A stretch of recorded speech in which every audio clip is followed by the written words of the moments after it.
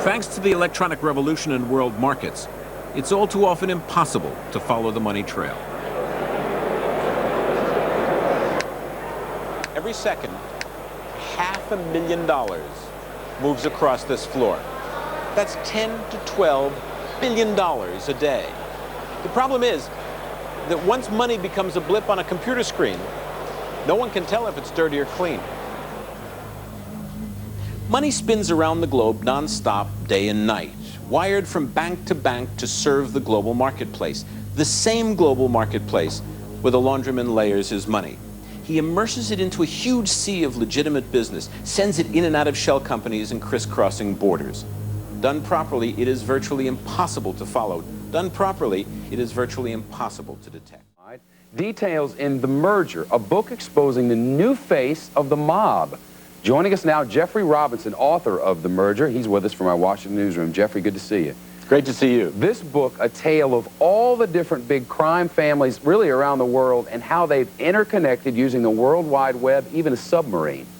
Well, what you have to understand is that these criminal organizations, the Italian mafia, the Russian mafia, the Colombian cartels, the Mexican drug cartels, like we just saw in that marijuana story, Asian gangs, Yakuza in Japan, or the Triad societies in China, Hell's Angels, motorcycle gang, they've all interconnected because they're huge businesses and they're simply doing what the Harvard School of Business says all multinational corporations should do, which is form joint ventures and strategic alliances. It's all about money, and this is the way they make even more of it. They're merging much like the corporate mergers we're seeing in the legal world these days, and some of their numbers are even bigger. It's exactly right. Listen, in 1994, the Cali cartel had profits 3 times greater than General Motors. I mean, these are huge industries. I'll give you a perfect example of what happens. Cali decides they want to open up the European market, just like any business looking for a new market. They turn to their Italian partners, it's traditional Italian mafia, and they say, you handle the cocaine, just send us the money. And the Italians say, no, we're not going to send you money. What we're going to do is we're going to send you heroin, because we've got a Turkish heroin connection. So the Cali mob sends cocaine to Italy for Europe. The Italian mob sends heroin to Colombia, except the Colombians have no experience with heroin. It's not their crop. So they move the heroin onto the Mexican cartels to be heading north into the United States, because the Mexicans understand that. In the meantime, the Italians go to the Russians and say, look, you guys can distribute for us in Eastern Europe, so we're going to send you cocaine. All you have to do is send us money. And the Russians say, well, we're not actually going to send you money. We're going to send you guys fissile materials, you know, uranium things that go tick, tick, tick on Geiger counters and blow up. So you've now got the Russians dealing cocaine in Eastern Europe. You've got the Mexican cartels dealing heroin in the United States. You've got the Colombians in the middle of this whole thing, and the Italians running through the Middle East trying to sell explosive materials and fissile materials to Arab and Middle Eastern terrorists. And it's really this fanfare. And Jeffrey Robinson, I want to ask you about that. Is there a lot of talk here? Wouldn't it have been much better not to talk about all of this, but to act on some of these bank accounts to see where it led? Now, certainly, people are going to close those accounts or go away from them. Or is that just part of tracking that money trail? No, that's part of tracking the money trail. First of all, we should have been doing this since 1993. I mean, people knew after the first World Trade Center bombing that there was a problem, that these people had to be funded to do this, irregardless of the money. But you know what it is? I'm not so sure that the freezing of those big bank accounts is really what matters. I think making them move, keeping them off balance. You know, acupuncture. If you take one needle and you stick it into the right part of the body, it may dull that part of the body. It won't affect the whole body, but it'll dull that one. Then you take another needle, and if you put enough needles in, if we cut off enough of these arteries, if you will, where money has flowed, it doesn't matter how much. If you keep them moving and keep them off balance, you'll disrupt the problem of terrorism. Listen, look at the drug cartels. It's very simple. Like any global business, the drug cartels need reinvestment and cash flow.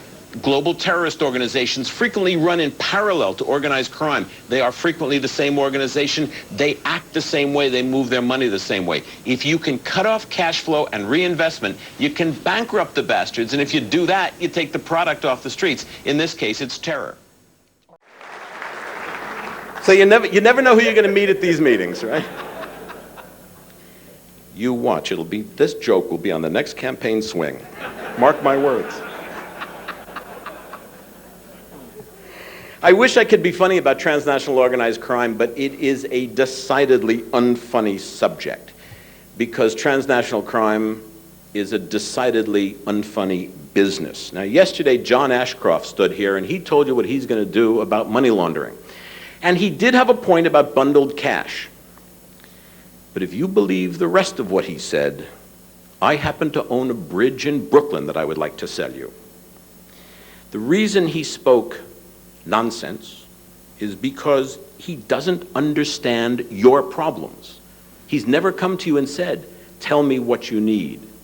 He does not understand the problems. What he does understand is his problem, which is not to step on the wrong toes.